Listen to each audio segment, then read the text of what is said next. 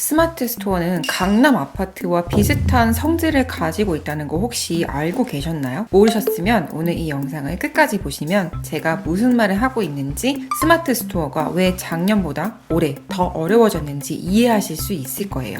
1979년에 음마 아파트를 샀던 사람들은 그때는 2,100만 원에 구입이 가능했었어요. 그때 평당에 한 68만 원 정도 했었고요. 2023년 올해의 음마 아파트를 사고 싶은 사람은 18억 5천, 평당 한 7,700만 원, 즉 100배 이상 높은 가격을 주고 사야 돼요. 이게 물가나 연봉이 그만큼 올라서 그런 거 아니냐라고 생각하실 수 있는데, 당시에 그 1980년에 신입사원의 평균 연봉이 600만 원, 그리고 서울 집값의 중위값은 1,200만 원이었다고 하는데 2년 동안 급여를 한 푼도 안 쓰면 그때는 서울에 집을 살 수 있었던 거예요. 그리고 작년 기준 대졸 초임의 평균 연봉은 3,600만 원인데요.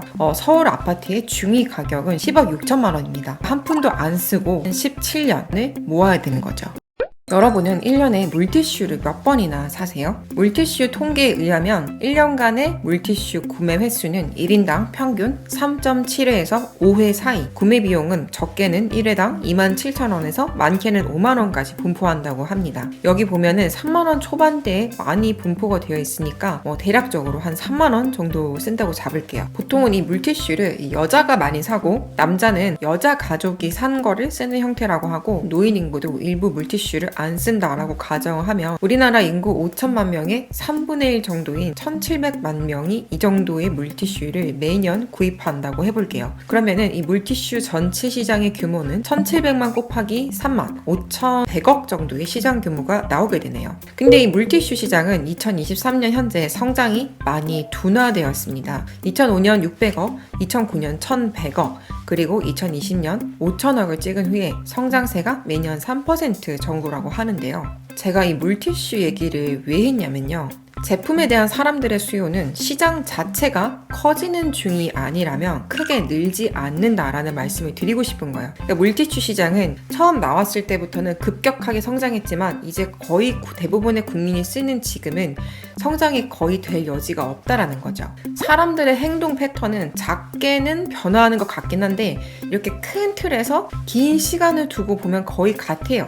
결국 소득이 정해져 있고 생활 반경이나 패턴이 쉽게 바뀌지 않기 때문이에요. 물티슈도 손 닦을 때 쓰고 식탁 닦을 때 쓰고 닦을 때 쓴다고 하면 사실 그 이외에는 잘 쓰지 않기 때문에 이 소비량도 제한이 되어 있는 거예요. 여러분들 왜 스타트업 대표님들 중에서 막 1,000억 단위, 조 단위 부자 됐다고 하는 사람들 가끔 뉴스에서 보잖아요. 그런 사람들이 없는 가치나 시장을 새롭게 창출해가지고 부자가 됐다라고 하기보다는 기존에 오프라인에 흩어져서 모두가 나눠 먹던 구조를 온라인이나 모바일 한 곳에다가 모아가지고 모든 수요를 다 빨아들였기 때문에 큰 부자가 됐다라고 보는 게 맞아요. 예를 들어서 배달의 민족이 4조의 매각이 됐으면 그만한 가치가 새롭게 창출이 됐다라고 보기보다는 동네에 그냥 종이로 돌던 전단지나 전화번호부, 상가 소식 같은 그런 잡지 있잖아요. 근데 그런 데서 가져가던 그 작은 수익들이 이 어플 하나로 전국구에서 다 모였기 때문에 엄청나게 큰 가치의 회사가 된 거예요. 그래서 소비자의 돈이 도는 곳이 오프라인에서 온라인으로 바뀌었을 때, 그리고 온라인에서 모바일로 바뀌었을 때 이 사람들이 미래에 이동할 것이라고 예측이 되는 곳에 먼저 돗자리를 깔아두고 누운 플랫폼들이 2010년부터 스타트업 형태로 막 경쟁을 하다가 10년이 넘게 흐른 지금은 이런 플랫폼들의 최종 승자가 거의 결판이 난 상황이에요. 지금은 큰 돈을 투자받아서 발빠르게 움직인 플랫폼 회사들은 거의 이제 자리를 잡아서 승자와 패자가 결정이 되었는데, 또 그 플랫폼 안에서 특정 아이템에서 일정 순위를 차지하고 자리를 잡으려고 한 사람들도 2012년 네이버 쇼핑&N 시절을 지나서 2014년 스토어팜으로 바뀌고 이후 2018년에 스마트 스토어로 바뀌면서 경쟁은 갈수록 심화되고 있습니다. 왜냐면 그때 이후로 별 변화가 없기 때문에 자리는 한정이 되어 있는데 참여자들이 많아지기 때문이에요. 여기 스마트 스토어에서 돈을 벌었다고 하는 사람들 유튜브에 되게 많잖아요. 근데 사실은 이 물건에 대한 사람들의 수요는 거의 같은데 구매처를 예를 들어서 소비자 입장에서는 동네 마트에서 사던 걸 온라인에서 사는 걸로 바뀌어서 발생한 매출로 그 스마트 스토어로 돈을 벌었다고 하는 사람들이 돈을 번 거기 때문에 돈을 번 사람 입장에서는 어느 반대편에 있는 오프라인 유통업자의 수익을 내가 온라인 스토어를 통해서 뺏어온 것이라고 할 수 있죠. 그러니까 이 수요 자체는 그대로고 채널이 바뀌었는데 그 바뀐 채널에 먼저 대응하는 사람이 이기는 형태였던 것입니다.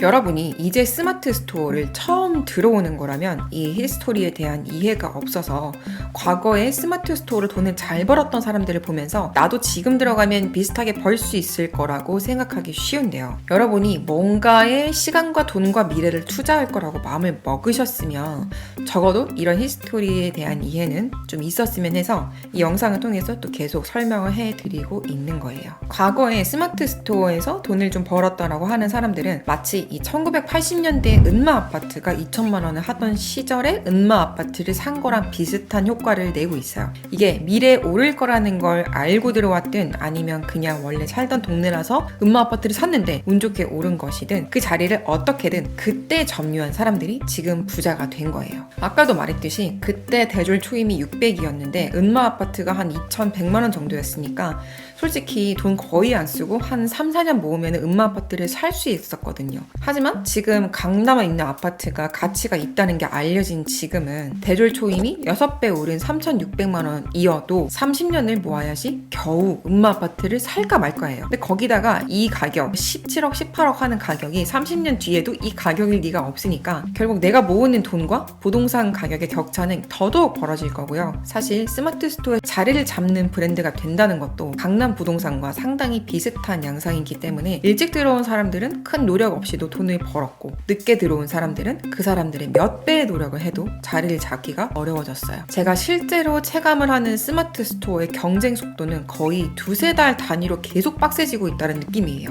예전에는 이 격차가 한 1, 2년 정도였다고 하면 최근에는 유튜브에서 스마트 스토어 강의가 워낙 많아지다 보니까 여기에 참여하는 사람들이 계속 늘어나고 또 요새는 실업자도 많고 자기 사업을 하려고 하는 나이가 더 빨라지다 보니까 더 빨리 사업을 시작하려고 하는 사람들이 많아져가지고 더 빠르게 최적화가 되고 있는 느낌이에요. 이게 셀러 입장에서는 난이도가 올라가는 이 속도 자체가 가속화가 되는 거고 소비자 입장에서는 더 싼 가격에 좋은 제품, 괜찮은 브랜드를 구매할 수 있는 폭이 넓어져서 좋은 거죠. 결국은 이 경쟁이 가속화될수록 수혜를 보는 쪽은 수수료를 먹는 네이버와 소비자입니다.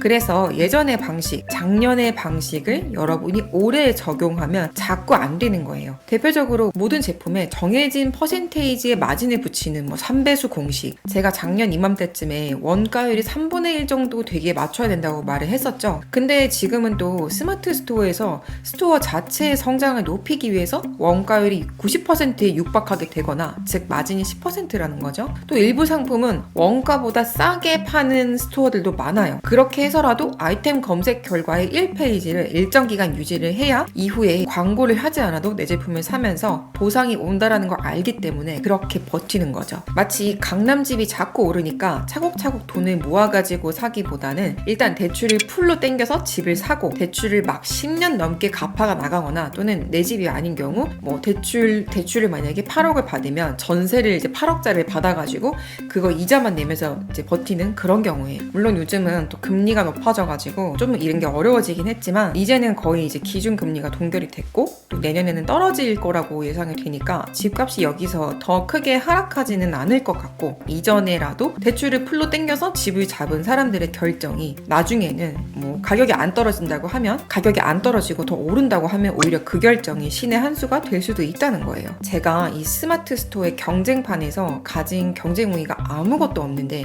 나의 마진을 지키겠다라는 생각을 하시는 분들이 굉장히 많은데 정말 이건 틀린 거예요. 제가 1년 전에 말했던 3분의 1의 원가를 지키라는 것도 제조를 할 때에 원가 절감의 힘을 쓰시고 판매가를 원가의 3배수로 가져가도 고객이 구매할 만한 상태로 만들라라는 뜻이었지 원가 절감의 노력이나 콘텐츠, 브랜딩을 보강하지도 않고 무조건 내 마진 3배수를 기계적으로 붙이라 이 뜻은 아니었어요. 하지만 그마저도 아이템에 따라서 올해부터는 원가율을 50% 이상 80%로 잡는다고 하더라도 하더라도 1페이지 일단은 어떤 아이템이라도 끌어올리는 작업이 훨씬 중요해졌어요. 이게 왜냐면 제품에 대한 사람들의 검색량은 정해져 있어요. 물티슈 시장 전체 크기가 여기에서 수년 내에 1조를 갈 확률은 희박해요. 솔직히 5천억 언저리에서 느리게 성장을 하겠죠. 솔직히 이 물티슈뿐만 아니라 다른 모든 제품들도 마찬가지예요. 근데 스토어에는 2012년에 오픈했고 2020년에 코로나가 터지면서 급격하게 온라인 커머스가 최적화되었죠. 그러니까 플레이어가 많아지면서 경쟁이 굉장히 심화가 되고 가격이 다운이 된 거예요. 그러면 처음 들어온 사람은 경쟁이 적을 때 충분한 마진을 먹고 시장에서 이미 퇴장을 했거나 지금 1등을 유지하면서 계속해서 자동 임대 수익과도 같은 성격의 매출과 이익을 빨아들이고 있을 거고요. 왜냐하면 그분들은 이미 강남 대로 사거리의 노른자 땅에 옛날부터 자리를 잡았기 때문이에요.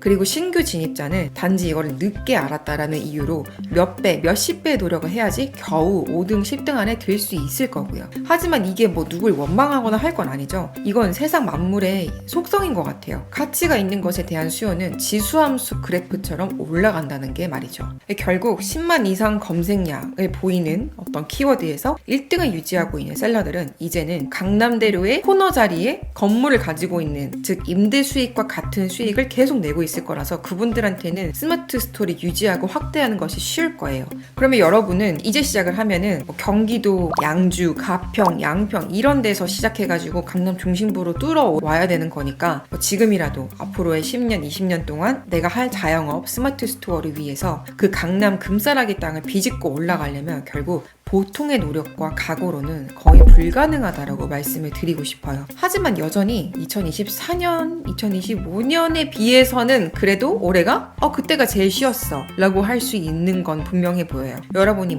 동네에 치킨집을 차려가지고 돈을 벌 게 아니라면, 여러분이 만약에 사업을 할 거면 선택지는 온라인 창업 말고는 딱히 없다라는 것이 결론이에요. 유튜브에서 월 1000 수익, 월 억 수익 이런 인증들을 하는 사람들도 많은데 솔직히 그 사람들이 1년 넘게 꾸준히 그 수익을 올리고 있는지는 아무도 알 수 없고요. 1년이 넘는다고 해도 겨우 1년을 벌어서 또 스스로 부자라고 여길 수 있는 기준에 다다를 수 있는지, 그 정도로 돈을 잘 모았는지도 알 수가 없습니다. 돈을 버는 거랑 모으는 건 또 다른 문제이고, 모으는 거는 또 꾸준히 들어오는 돈이 몇 년 이상 쌓였을 때 가능한 거거든요. 결국 제가 하고 싶은 말은 유튜브에서 스마트 스토어로 쉽게 돈을 번다고 하는 말들 중에 상당 부분은 그게 실제로 우리의 삶을 바꿀 만큼 지속 가능한지 또는 그렇게까지 쉬운지는 저는 거의 회의적이에요. 여러분은 스마트 스토어의 이런 현실을 틀림없이 왜곡된 정보 없이 인식을 해서 이 게임에 참여를 해야지 지지 않는다는 것입니다. 쉽게 돈을 벌기 위해서 또는 그런 내용에 혹해서 접근하시는 분들이 많은 것 같아서 초보 여러분들이 꼭 아셨으면 하는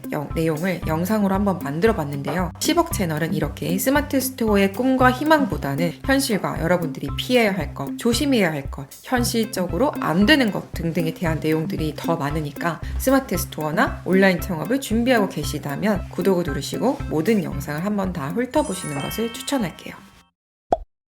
제가 작년에 와디즈에서 론칭했던 유혹의 글쓰기 강의, 그 강의가 드디어 앵콜로 돌아왔습니다. 이번 앵콜이 마지막이고 이 뒤에는 이제 와디즈에서 더 이상 유통이 되지 않을 계획이기 때문에 여러분이 혹시 사업을 준비하고 계시거나 상세 페이지 글쓰기, 마케팅 글쓰기, 블로그 글쓰기 이런 것에 어려움을 겪고 계시거나 더 잘하고 싶다라고 느끼신다면 이 강의가 정말 도움이 될 거예요. 2월 28일에 펀딩을 시작을 하고, 펀딩을 일찍 할수록 가격이 훨씬 싸기 때문에 필요하신 분들은 고정 댓글에 와디즈 링크를 보셔서 강의에 대해서 한번 훑어보시면 좋을 것 같아요.